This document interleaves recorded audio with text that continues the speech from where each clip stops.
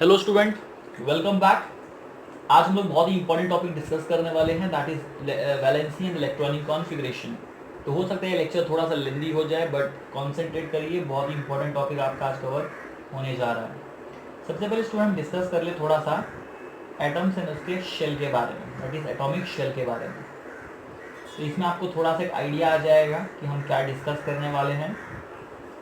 ठीक है, let's start. Students, we know that atom जो होता है वो एक स्फीयर के जैसा गोल होता है। And for your information, her atom के बीच में एक न्यूक्लियस होता है। क्या होता है? न्यूक्लियस।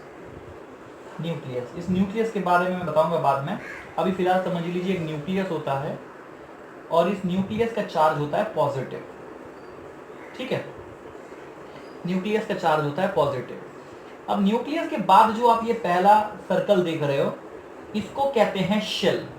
क्या कहते हैं? शेल। अब ऐसे सर कितने शेल होते हैं? तो स्टूडेंट, एक से ज्यादा शेल हो सकते हैं किसी एक एटम के पास। सर ये कैसे मालूम पड़ेगा कि कौन से एटम के पास कितने शेल हैं? तो आज के इस लेक्चर में हम यही सब डिस्कस करने वाले हैं। चलो देखते हैं। स्टूडेंट, जो सबसे पहला शेल होता है, उसको कहते हैं के शेल। फिर दूसरा शेल को क्या कहेंगे? L shell. अगर तीसरा शेल आ जाए तो क्या कहेंगे, मुझे बताइए। अल्फाबेटिकल ऑर्डर में जाइए आप, इसको कहेंगे सर एम शेल। तो इस तरीके से के, एल, एम, एन करके आपके शेल्स को नेमिंग दिए गए हैं यहाँ पर। ठीक है, अब जरा इस शेल के बारे में थोड़ा सा स्टडी कर लें। तो जैसे मैंने कहा, सबसे पहला शेल है के शेल, फिर है एल शेल, फिर है एम शेल और फिर है एन शेल। क्या होता है इन शेल्स के अंदर? तो बच्चों, इन शेल्स के अंदर बेसिकली इलेक्ट्रॉन्स को डिस्ट्रीब्यूट किया जाता है, मतलब इलेक्ट्रॉन्स को इसके अंदर डाला जाता है। तो सर कौन से शेल में कितने इलेक्ट्रॉन्स होते हैं ये कैसे मालूम पड़ता है? कौन से शेल में कितने इलेक्ट्रॉन्स होंगे ये मालूम पड़ता है by a formula, that is 2n square. 2n square, जहां पर n का मतलब है where n is equal to 1, 2, 3 and so on. ठीक है, अब देखिए, जो हमारा के शेल है वो सबसे पहला शेल है, it is the very first shell. तो आपका n का वैल्यू हो जाएगा 1। l हमारा सेकेंड शेल है तो ये हो जाएगा 2, n का वैल्यू 2। ये जो n है, ये फॉर्मूला को मैं नीचे लिख रहा हूँ। m मतलब थर्ड शेल हो गया तो 2 इंटू 3 स्क्वायर हो जाएगा। n मतलब फोर्थ शेल हो गया, मतलब 2 इंटू 4 स्क्वायर हो जाएगा। 1 स्क्वायर मतलब 1 होता है और 1 2 ज़ा 2। तो के शेल की जो इलेक्ट्रॉन की लिमिट है वो है 2 इलेक्ट्रॉन की। एल शेल के लिए देखिए, 2 स्क्वायर इज 4, 4 2 ज़ा 8, 3 स्क्वायर इज 9, 9 2 ज़ा 18, 4 स्क्वायर इज 16, 16 2 ज़ा 32। Okay, hope you are getting this points now your. Let's go ahead, आगे देखते हैं। यहां पर हमको मालूम पड़ गया कि कितने इलेक्ट्रॉन्स आएंगे, नंबर ऑफ इलेक्ट्रॉन्स, कौन से शेल में कितने नंबर ऑफ इलेक्ट्रॉन्स आएंगे। अब आपको एक छोटी सी बात और बता दूं कि एक ऑक्टेट रूल करके रूल है हमारे पास, जो हमको कहता है कि फर्स्ट शेल में 2 इलेक्ट्रॉन और उसके बाद आप 8 इलेक्ट्रॉन्स को ही रहने दीजिए। ऑक्टेट का मतलब होता है 8। ठीक है, इसके बारे में आप धीरे धीरे जैसे आगे बढ़ेंगे आप डिटेल में समझते जाओगे। ऑक्टेट रूल डेफिनेटली स्टूडेंट आप लोग को याद रखना है। ठीक है, चलो देखते हैं इसके बारे में और थोड़ा और डिटेलिंग्स ले ले। अब यहाँ पर ये तो समझ आ गया सर कि नंबर ऑफ इलेक्ट्रॉन्स कितने होने चाहिए, लेकिन डालने कितने हमको। अब एक शेल जरा ड्रॉ करके देखते हैं। Let's start. मेरे पास एक एलिमेंट है जिसका नाम है ऑक्सीजन। ऑक्सीजन का एटॉमिक नंबर कितना होता है? 8। ठीक है स्टूडेंट, एटॉमिक नंबर अगर आपको पता है तो उसी का मतलब होता है नंबर ऑफ इलेक्ट्रॉन। तो जिसका जितना एटॉमिक नंबर होगा, जो एलिमेंट का जो एटॉमिक नंबर होगा, उतने ही इलेक्ट्रॉन उसके पास होंगे। ये एकदम कंफर्म बात है। और उतने ही प्रोटॉन भी उसके पास होंगे, unless it is an ion.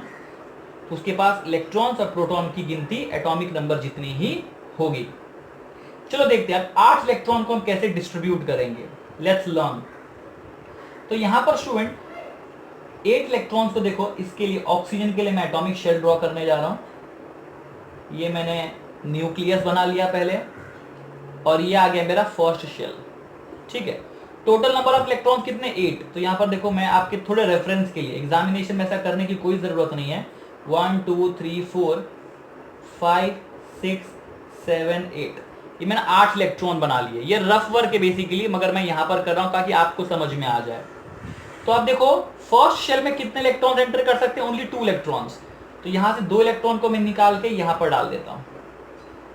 ठीक है, तो पहले वाले जो के शेल है इसमें 2 इलेक्ट्रॉन आ गए, और पहला वाला शेल फुल हो चुका है। सर यहां पर तो कितने सारे स्पेस है। स्टूडेंट स्पेस को देखकर आपको इलेक्ट्रॉन्स नहीं एंटर करनी है, फिर तो आप जितने मर्जी चाहो कर सकते हो, ऐसा नहीं होता है। लेकिन लिमिट सेट की गई है बाय साइंटिस्ट, और उन्होंने इस चीज को ऑब्जर्व किया है कि के शेल के अंदर 2 इलेक्ट्रॉन्स ही एंटर करते हैं, तो आपको भी 2 इलेक्ट्रॉन्स ही डालने हैं। सर बाकी के इलेक्ट्रॉन्स के लिए क्या करेंगे, तो आप सेकेंड शेल ड्रॉ करेंगे ना, डरते क्यों हो, सेकेंड शेल ड्रॉ करेंगे। अब सेकेंड शेल की लिमिट देखो कितनी है, 8। स्टूडेंट 8 जो होती है ये मैक्सिमम लिमिट है। ठीक है, मतलब आपको मिनिमम 1 इलेक्ट्रॉन और मैक्सिमम 8 इलेक्ट्रॉन तक आप इसके अंदर एंटर कर सकते हो। चलो अब एक एक करके सारे इलेक्ट्रॉन्स को डालने की कोशिश करते हैं। 1, ये डाल दिया 1, ये डाल दिया सेकेंड, ये डाल दिया थर्ड, ये डाल दिया फोर्थ, ये डाल दिया फिफ्थ, ये डाल दिया सिक्स। देखो 6 इलेक्ट्रॉन्स बच गए थे, हमने 6 के 6 एंटर करवा दिए। तो यहां पर आप देख सकते हो ये जो मैंने एटॉमिक शेल ड्रॉ किया है ये है ऑक्सीजन का एटॉमिक शेल। ठीक है, ऑक्सीजन का एटॉमिक शेल। अब इन्हीं के बेसिस पे हम लोग वैलेंसी इलेक्ट्रॉनिक कॉन्फ़िगरेशन भी सीखेंगे, बट एक वर्ड ऐसा है जो आपको कंफ्यूज कर सकता है, जिसको मैं अभी एक्सप्लेन करने जा रहा हूँ। स्टूडेंट ऑक्सीजन के लिए चलो हमने ये ड्रॉ किया, मैं एक और ड्रॉ करना चाहता हूँ आपके लिए। लेट्स से फॉर एग्जांपल यहां पर मैं ले रहा हूं इस बार सोडियम, फिर हम कंपेयर भी अच्छे से कर पाएंगे। सोडियम का एटॉमिक नंबर होता है 11, दैट मीन सोडियम के पास कितने इलेक्ट्रॉन्स होंगे, डेफिनेटली 11। तो आपके रेफरेंस के लिए यहां पर मैं 11 इलेक्ट्रॉन्स लिख लेता हूं ताकि डिस्ट्रीब्यूशन के टाइम पर आपको समझ में आए। 6 7 8 9 10 11। स्टूडेंट ये बार बार कह रहा हूं रफ वर्क है, बिल्कुल भी कोशिश ना करना एग्जामिनेशन में ऐसे ई इलेक्ट्रॉन लिखने की। हाँ, आपको डायरेक्टली शेल ड्रॉ करना है। लेट्स से मैंने यहां पर पहले क्या किया, न्यूक्लियस बना लिया। सबसे पहला आपको न्यूक्लियस हमेशा बनाना है। फिर आता है आपका पहला शेल, दैट इज के शेल। के शेल की लिमिट कितनी है सर, 2 इलेक्ट्रॉन की। तो आपको 2 इलेक्ट्रॉन यहां से निकाल के यहां पर डाल देने हैं। तो 2 इलेक्ट्रॉन्स आपके आ चुके हैं। अब क्या करोगे, आपके पास अभी भी बहुत सारे इलेक्ट्रॉन्स बचे हुए हैं, तो आप सेकेंड शेल ड्रॉ करोगे। सेकेंड शेल ड्रॉ कर दिया सर। अब सेकेंड शेल की लिमिट कितनी है, मैक्सिमम 8 इलेक्ट्रॉन्स की। तो यहां से आप 8 इलेक्ट्रॉन्स ले लो, 1 2 3 4 5 6 7 8। तो यहां पर डाल दीजिए 1 2 3 4 5 6 7 8। सर अभी भी 1 इलेक्ट्रॉन तो बच गया है, तो गलती से भी 9th इलेक्ट्रॉन को एडजस्ट करने की कोशिश मत करना, क्योंकि इसकी लिमिट तो फुल हो चुकी है ना। अभी पेट भर गया है तो और खाना खाओगे, नहीं, डेफिनेटली नहीं खाओगे। उसी तरीके से जब शेल का क्वांटिटी फुल हो जाता है, आप एक्स्ट्रा इलेक्ट्रॉन्स बिल्कुल भी नहीं डाल सकते यहाँ पर। तो आप क्या करोगे सर, थर्ड शेल ड्रॉ करेंगे। एब्सोल्युटली करेक्ट, ये आ गया आपका थर्ड शेल। अब इलेक्ट्रॉन कितना बच गया, 1, लेकिन थर्ड शेल की लिमिट कितनी है, 18 की। अच्छा, मैंने ये भी बताया था कि आपको 1832 वाली लिमिट के ऊपर दिमाग नहीं लगाना है, आपको ऑक्टेट रूल के ऊपर दिमाग लगाना है। तो ऑक्टेट रूल क्या कहता है, थर्ड वाले शेल की लिमिट भी 8 इलेक्ट्रॉन की ही होनी चाहिए। बट सर हमारे पास तो 1 इलेक्ट्रॉन है, तो 1 ही डालिए ना, आप क्या कर सकते हो उसके अंदर, 1 इलेक्ट्रॉन। Is that clear. अब देखो यहां पर जो सबसे बाहर वाला शेल है, that is outermost shell. देखो इसका ये second shell outermost shell है, और सोडियम के लिए third shell outermost shell है कि नहीं। तो एग्जामिनेशन में क्वेश्चन पूछता है करके कि ऑक्सीजन के पास कितने वैलेंस इलेक्ट्रॉन है, कितने वैलेंस इलेक्ट्रॉन है। Student valence electron and valency में जमीन आसमान का फर्क है, मतलब एकदम ही अलग है, दोनों डिफरेंट डायरेक्शंस के क्वेश्चंस है।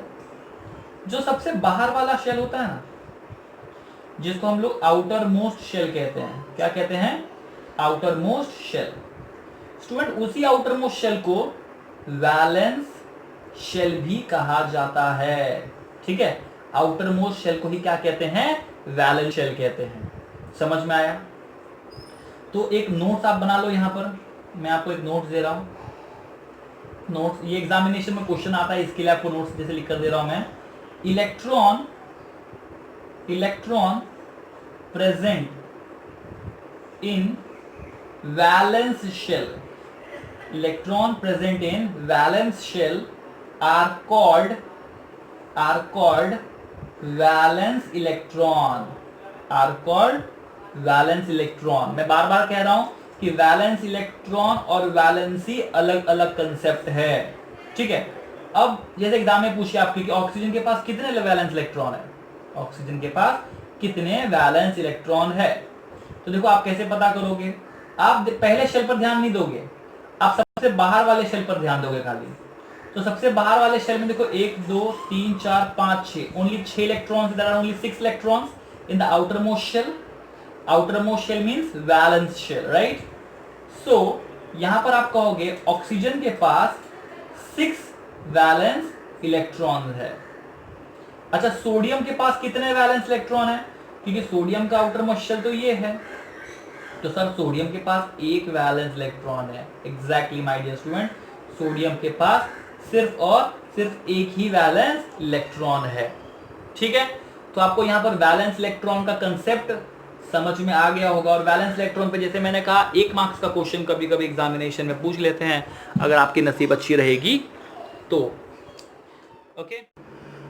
ओके स्टूडेंट, तो अब हम लोग डिस्कस कर लेते हैं इलेक्ट्रॉनिक कॉन्फ़िगरेशन एंड वैलेंसी। हमने ऑलरेडी वैलेंस इलेक्ट्रॉन्स क्या होते हैं वो सब देख लिया है, बहुत ही इंपॉर्टेंट है ये वाला टॉपिक।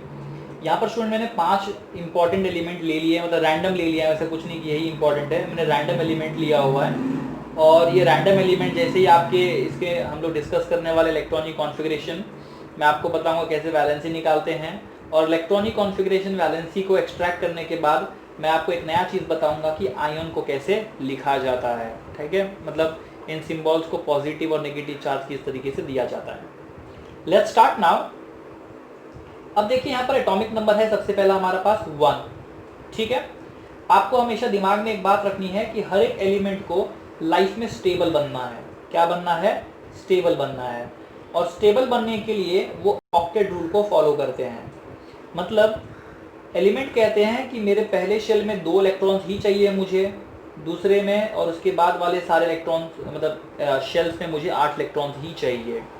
तो इसको सेटिस्फाई करने का काम ही करता है ये पूरा का पूरा टेबल जो मैं आपको अभी सिखाने जा रहा हूँ। ठीक है, ध्यान दीजिए। सबसे पहले जैसे हमारे पास हाइड्रोजन, हाइड्रोजन के लिए मैं लिखता हूँ H। हाइड्रोजन का एटॉमिक नंबर क्या है बच्चों? 1 दिया हुआ है वहां पर।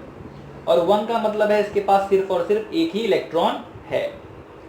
अब इसके लिए हम लोग एटॉमिक शेल ड्रॉ करते हैं। तो सबसे पहले मैं क्या लूंगा? न्यूक्लियस। डेफिनेटली जैसे आपको पता है न्यूक्लियस सबसे पहले आपको लेना है। और फिर आता है मेरा पहला शेल, द फर्स्ट शेल। अब इलेक्ट्रॉन कितने हैं मेरे पास? सिर्फ एक। इस इलेक्ट्रॉन को मैं यहाँ पर डाल दिया पहले वाले शेल के अंदर। पहले वाले शेल में मेरे पास लिमिट क्या होना चाहिए? मैक्सिमम कितने होने चाहिए? 2 इलेक्ट्रॉन्स। लेकिन मेरे पास कितना है? सिर्फ एक। तो यहाँ पर ये जो एक इलेक्ट्रॉन आपने लिखा है ना, उसको आपको यहाँ लिखना है 1। तो हाइड्रोजन का इलेक्ट्रॉनिक कॉन्फ़िगरेशन हो गया है 1। ठीक है, अब मुझे बताओ आप कि आपके पहले शेल में ऑक्टेट रूल क्या कहता है? पहले शेल में कितने इलेक्ट्रॉन होने चाहिए? 2, लेकिन है कितना? 1। आप क्या करोगे? 1 इलेक्ट्रॉन बाहर से लोगे, है ना? बाहर से 1 इलेक्ट्रॉन के लिए दूसरे लोगों से मांगोगे कि मेरे को 1 इलेक्ट्रॉन दे दे बाबा, 1 इलेक्ट्रॉन दे दे बाबा।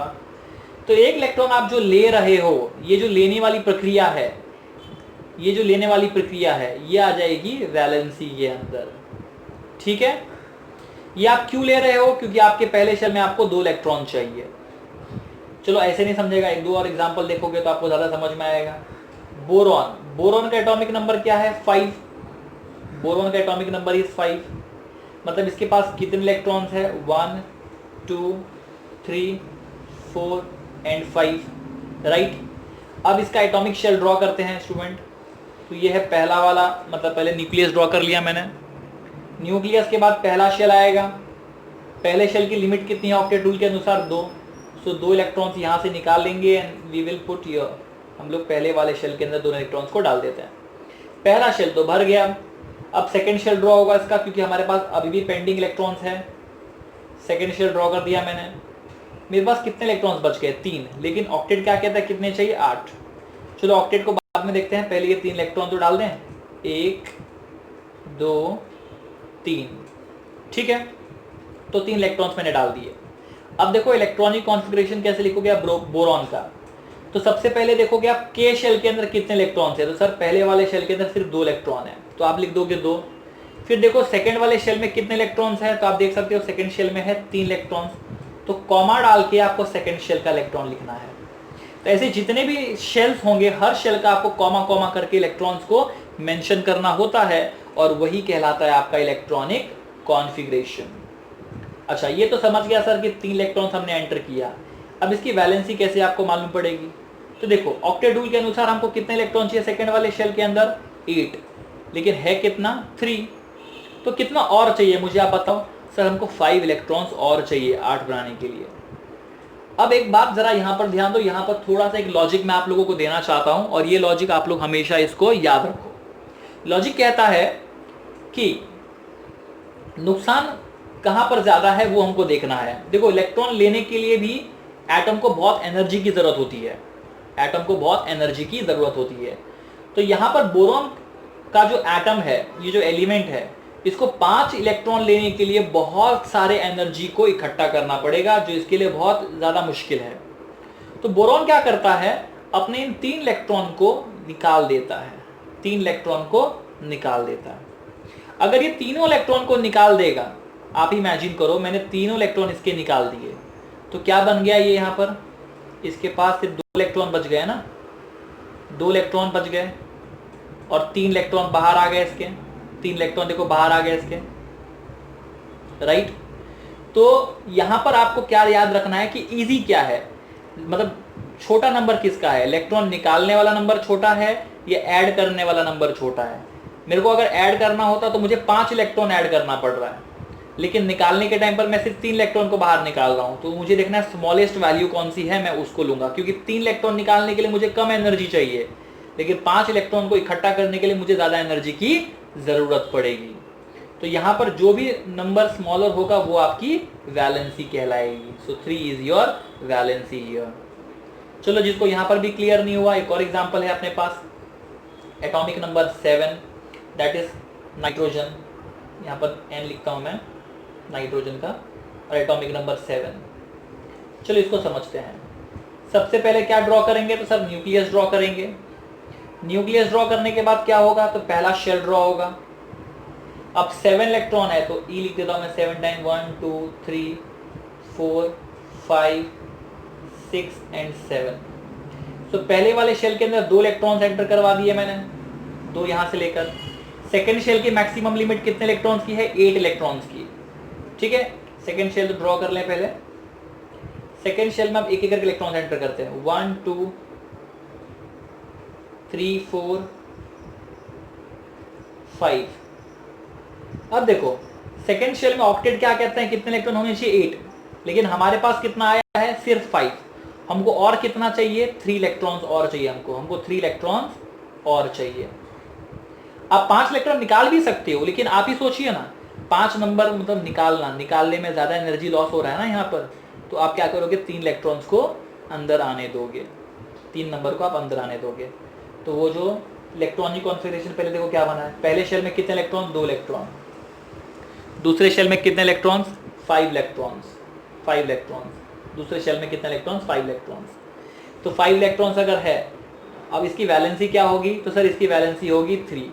हाँ सर 5 होनी चाहिए ना। अरे कैसे 5 होगी बच्चों, हम निकाल थोड़ी ना रहे हैं, हम इसको 8 बनाने के लिए 3 इलेक्ट्रॉन ऐड कर रहे हैं। तो चाहे आप ऐड करते हो चाहे आप रिमूव करते हो, ठीक है, चाहे आप ऐड करते हो चाहे आप रिमूव करते हो, जो वैल्यू सबसे छोटी होगी वही आपकी वैलेंसी होगी। चलो एक और एग्जांपल देखते हैं। हमारे पास नियॉन है, नियॉन जिसका एटॉमिक नंबर है 10 है, मतलब इसके पास 10 इलेक्ट्रॉन्स होंगे, 1 2 3 4 5 6 7 8 9 एंड 10। अब इसका शेल ड्रॉ करते हैं। तो देखो पहला बन गया हमारा न्यूक्लियस, फिर बनेगा फर्स्ट शेल। फर्स्ट शेल में कितने इलेक्ट्रॉन्स? ओनली 2 इलेक्ट्रॉन्स, तो 1 and 2। अब बनाएंगे हम लोग सेकेंड शेल। सेकेंड शेल के अंदर कितने इलेक्ट्रॉन स्टूडेंट? तो 1 2 3 4 5 6 7 8, हमारे पास 8 इलेक्ट्रॉन्स पेंडिंग में है और सेकेंड शेल की लिमिट भी 8 इलेक्ट्रॉन्स की है, मतलब ये सारे के सारे इलेक्ट्रॉन्स इसके अंदर एंटर कर जाएंगे। देखो 6 इलेक्ट्रॉन्स हो गए और ये 8 इलेक्ट्रॉन्स हो गए। तो यहाँ पर इलेक्ट्रॉनिक कॉन्फ़िगरेशन क्या बनेगा? पहले वाले शेल में 2 इलेक्ट्रॉन्स, सेकेंड शेल में 8 इलेक्ट्रॉन्स, 2,8। तो मुझे बताओ क्या इसको इलेक्ट्रॉन निकालने की ज़रूरत है स्टेबल होने के लिए? बिल्कुल नहीं सर, इसको तो 8 इलेक्ट्रॉन्स चाहिए थे, 8 इलेक्ट्रॉन्स मिल गए सेकेंड शेल में। क्या इसको ऐड भी करना पड़ेगा? नहीं, इसको कुछ नहीं करना है सर, ये एकदम परफेक्ट स्टेबल है, एकदम परफेक्ट स्टेबल है, ऑक्टेट रूल सेटिस्फाई कर रहा है। तो इसकी ऐसे लोगों की वैलेंसी होती है 0। वैलेंसी क्या होगी? 0। अब देखो मैग्नीशियम के लिए Mg, एटॉमिक नंबर क्या है? 12 एटॉमिक नंबर है, मतलब 2 इलेक्ट्रॉन्स, 1 2 3 4 5 6 7 8 9 10 11 and 12। ठीक है, अब इसका शेल ड्रॉ करते हैं। ये बना दिया मैंने न्यूक्लियस, ये बना दिया मैंने फर्स्ट शेल। फर्स्ट शेल के अंदर कितने इलेक्ट्रॉन्स? 2 इलेक्ट्रॉन्स। अब सेकेंड शेल के अंदर कितने इलेक्ट्रॉन्स हमको डालने होते हैं? Maximum 8 electrons. तो देखो पहले 8 इलेक्ट्रॉन्स है क्या? 1 2 3 4 3 4 5 6 5 6 7 8 7 8। अब ये 9 10 मतलब जगह है तो भर मत दो, 8 इलेक्ट्रॉन ही चाहिए थे अपने को, तो 8 इलेक्ट्रॉन्स हो गए। आपके पास अभी भी पेंडिंग इलेक्ट्रॉन्स है, तो आप उसको क्या करोगे? फेंक दोगे? नहीं, आप नया शेल ड्रॉ करोगे। You will draw another shell. अब ये दोनों इलेक्ट्रॉन्स देखो यहाँ पर डाल दोगे आप, डाल दिया। जो थर्ड शेल है, थर्ड शेल की लिमिट भी क्या ऑक्टेट रूल के अनुसार? 8 इलेक्ट्रॉन्स की। लेकिन हमारे पास कितना है? सिर्फ 2, तो हमको और कितना लेना पड़ेगा? 6 इलेक्ट्रॉन्स। ये बड़ा नंबर है सर, तो एक काम करते, निकाल देते दोनों को ना घर से बाहर। चलो, नहीं चाहिए। अब 2 इलेक्ट्रॉन को निकालना आसान है या 6 इलेक्ट्रॉन को लेना? आप ही बताओ। यस, 2 इलेक्ट्रॉन को निकालना आसान है, तो 2 इलेक्ट्रॉन को जो आपने निकाला वो आपकी क्या बन जाएगी? वैलेंसी। चलो इसका इलेक्ट्रॉनिक कॉन्फ़िगरेशन पर लिख लें। पहले शेल में कितने इलेक्ट्रॉन? 2 इलेक्ट्रॉन। सेकेंड शेल में कितने इलेक्ट्रॉन? 8 इलेक्ट्रॉन्स। और थर्ड शेल में कितने इलेक्ट्रॉन्स? 2 इलेक्ट्रॉन्स। ठीक है, ये हो गया आपका 2, आप बाहर निकाल रहे हो, दैट इज योर वैलेंसी। ठीक है, I hope there is no doubt clear. अब मैंने बताया था आपको कि मैं आपको आयन लिखना भी सिखाऊंगा। तो देखो आयन लिखना काफी आसान है, काफी आसान है। आपको क्या देखना है करके कि जो इलेक्ट्रॉन्स आप इनपुट ले रहे हो या इलेक्ट्रॉन्स को आप बाहर निकाल रहे हो। स्टूडेंट आप बताओ इलेक्ट्रॉन के पास चार्ज कौन सा होता है? इलेक्ट्रॉन के पास चार्ज होता है नेगेटिव चार्ज। क्या चार्ज होता है? Negative charge. ठीक है, इलेक्ट्रॉन के पास होता है नेगेटिव चार्ज। तो कोई भी एलिमेंट अगर इलेक्ट्रॉन को एक्सेप्ट कर रहा है, जैसे देखो हाइड्रोजन यहाँ पर एक्सेप्ट कर रहा है, हाइड्रोजन क्या कर रहा है? एक्सेप्ट कर रहा है। तो हाइड्रोजन एक्सेप्ट कर रहा है मतलब हाइड्रोजन नेगेटिव हो जाएगा ना, हाइड्रोजन क्या हो जाएगा? नेगेटिव हो जाएगा। सुन, हाइड्रोजन की खास बात बताता हूँ, हम लोग बिगिनिंग से देख रहे हैं कि हाइड्रोजन बहुत ही डबल बिहेवियर रखता है। हाइड्रोजन एकमात्र ऐसा एलिमेंट है जो अपना एक इलेक्ट्रॉन को, जो मतलब इसके पास एक ही इलेक्ट्रॉन पहले से है, वो उसको भी फेंक देता है, जरूरत पड़ती है ना उसको भी फेंक देता है। और इसकी वजह से, इसके बिहेवियर की वजह से इसको पीरियोडिक टेबल में जगह नहीं मिल पाई थी। तो ये इलेक्ट्रॉन दे भी देता है और ले भी सकता है, और इसके लिए इसको पॉजिटिव और नेगेटिव दोनों चार्ज मिलते हैं। हाइड्रोजन पॉजिटिव आपने हमेशा पढ़ा है एसिड के लिए, लेकिन हाइड्रोजन नेगेटिव आपने कभी नहीं पढ़ा है। नेगेटिव हाइड्रोजन आप हायर लेवल्स पर स्टडी करते हो, नेगेटिव हाइड्रोजन को हाइड्राइड्स कहते हैं। अब देखो बोरॉन के लिए क्या होगा? बोरॉन का वैलेंसी क्या है? 3, लेकिन ये 3 इलेक्ट्रॉन हमने क्या किया? निकाला कि हमने लिया? तो देखो बोरॉन के केस में हमने 3 इलेक्ट्रॉन को निकाल दिया था, है ना, क्योंकि 5 इलेक्ट्रॉन हमारे लिए लेना बहुत डिफिकल्ट था, 5 इलेक्ट्रॉन हमारे लिए बहुत बड़ा था। तो निकाल दिया आपने, मतलब इलेक्ट्रॉन आपने क्या किया? रिमूव किया। इलेक्ट्रॉन क्या किया आपने? रिमूव किया। रिमूव किया तो पॉजिटिव, याद रखना। बहुत लोग बोलते हैं निकाल दिया मतलब माइनस कर दिया, तो माइनस कर दिया तो माइनस का साइन नहीं आएगा, निकाल दिया मतलब प्लस का साइन आएगा, ठीक है। नाइट्रोजन में देखो, आप 3 इलेक्ट्रॉन क्या कर रहे हो, अंदर आने दे रहे हो, है ना, क्योंकि आपके बाहर वाले शेल में 5 इलेक्ट्रॉन्स है, तो 5 को निकालोगे तो आपको बहुत ज्यादा एनर्जी चाहिए। आप क्या करोगे, 3 इलेक्ट्रॉन्स को अंदर आने दोगे, तो क्या होगा यहाँ पर पॉजिटिव चार्ज, क्या होगा पॉजिटिव चार्ज। मैग्नीशियम के केस में देखिए आप, मैग्नीशियम के केस में, सॉरी नाइट्रोजन के केस में आप 3 इलेक्ट्रॉन्स को अंदर आने दे रहे हो ना, अंदर आ रहा है मतलब इसका नेगेटिव चार्ज बढ़ रहा है, क्या हो रहा है, नेगेटिव चार्ज बढ़ रहा है, ओके। तो यहाँ पर नाइट्रोजन की नेगेटिविटी क्या हो जाएगी, बढ़ जाएगी, है ना, 3 इलेक्ट्रॉन्स एंटर कर रहे हैं, तो यहाँ पर पॉजिटिव नहीं नेगेटिव साइन आएगा, माइनस साइन आएगा। नियॉन के केस में देखिए, नियॉन के केस में क्या है, यहाँ पर 2,8 स्टेबल है, वैलेंसी 0 है, तो 0 को आप कोई चार्ज वैसे भी दे नहीं सकते हो। मैग्नीशियम के केस में आप देखिए, आपने क्या किया, 2 इलेक्ट्रॉन्स को बाहर निकाल दिया, देखो नेगेटिव चला गया मतलब क्या बच गया, पॉजिटिव बच गया ना, तो नेगेटिव चला गया पॉजिटिविटी आ गई, नेगेटिविटी चली गई पॉजिटिविटी आ गई, ठीक है। अब आयन कैसे लिखेंगे सर, तो हाइड्रोजन H ऊपर आप प्लस भी होता है, हाइड्रोजन में माइनस भी होता है। बोरॉन, बोरॉन में 3 प्लस होता है हमेशा। नाइट्रोजन N3 माइनस होगा। नियॉन के लिए कुछ भी नहीं, नियॉन का कोई आयन नहीं डेवलप हो सकता। मैग्नीशियम के लिए होता है Mg2 प्लस। तो आज तक जब भी आप आयन्स देखते थे, अभी आपको मैंने आज समझाया कि आयन्स को कैसे बनाया जाता है, किस तरीके से इलेक्ट्रॉनिक कॉन्फ़िगरेशन लिखा जाता है, किस तरीके से वैलेंसी लिखा जाता है, किस तरीके से आयन लिखा जाता है। अब स्टूडेंट आप लोग क्या कर सकती हो, मैंने आपको 1 से लेकर 12 तक कुछ रैंडम लिए हैं, आप 1 से लेकर 20 तक सारे इलेक्ट्रॉन मतलब एटॉमिक नंबर लीजिए, सबका सिंबल लिखिए, इलेक्ट्रॉनिक कॉन्फ़िगरेशन लिखिए, वैलेंसी लिखिए, आयन लिखिए, और जब आप ये चीज़ ड्रॉ करेंगे ना, तो एक एक जन का एटॉमिक शेल भी ड्रॉ कीजिए, ठीक है, कि जिनका एटॉमिक शेल ड्रॉ कीजिए, ताकि आपका परफेक्टनेस आ जाए इस टॉपिक के अंदर। आज के लिए बस इतना ही, थैंक यू।